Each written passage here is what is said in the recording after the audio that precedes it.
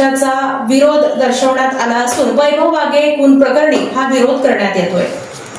सोलापूर शहरातील वैभव वाघे खून प्रकरणातील मुख्य आरोपी माजी महापौर प्रमोद गायकवाड याने त्याची कळंब कारागृहातून सोलापूर कारागृहात वर्ग करण्याची कारवाई व्हावी यासाठी तसेच प्रकरणात तपास पूर्ण झाल्यामुळे जामीन मिळण्यासाठी 6 आरोपींनी अर्ज दाखल केलेला आहे। त्यास मूळ फिर्यादी आणि सरकार पक्षाकडून प्रमोद गायकवाड या सोलापुरात येऊन साक्षीदारांवर दबाव आणायचा असल्याने कडाडून विरोध दर्शवण्यात आला आहे। यात हकीकत अशी 1 जानेवारी 2025 रोजी गल्लीतील जुन्या भांडणाचा राग मनात धरून वैभव वाघे आणि इतर 4 जबर मारहाण झाली होती। यात वैभव वाघेचा उपचारादरम्यान 6 जानेवारी रोजी मृत्यू झाला।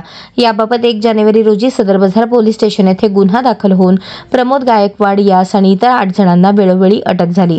या प्रकरणात पोलिसांनी तपास करून न्यायालयात आरोपपत्र दाखल केले असून त्याची प्राथमिक सुनावणी सत्र न्यायालयासमोर सुरू आहे।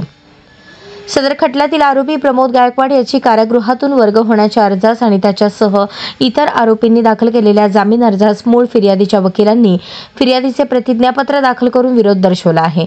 प्रमोद गायकवाड या सोलापुरात येऊन सिव्हिल हॉस्पिटलमध्ये ॲडमिट राहून साक्षीदारांवर दबाव टाकायचा असल्याने आणि त्याचा हेतू योग्य नसल्याचे त्यास वर्ग करू नये असा युक्तिवाद मूळ फिर्यादी आणि सरकार पक्षातर्फे करण्यात आला असून पुढील सुनावणी 9 जुलै रोजी नेमलेली आहे। यात मूळ फिर्यादीतर्फे advocate Santosh Navkar, advocate Rahul Rupnar, advocate Shailesh Potphode तर सरकार पक्षातर्फे ॲडव्होकेट दत्ता पवार काम पाहत आहेत।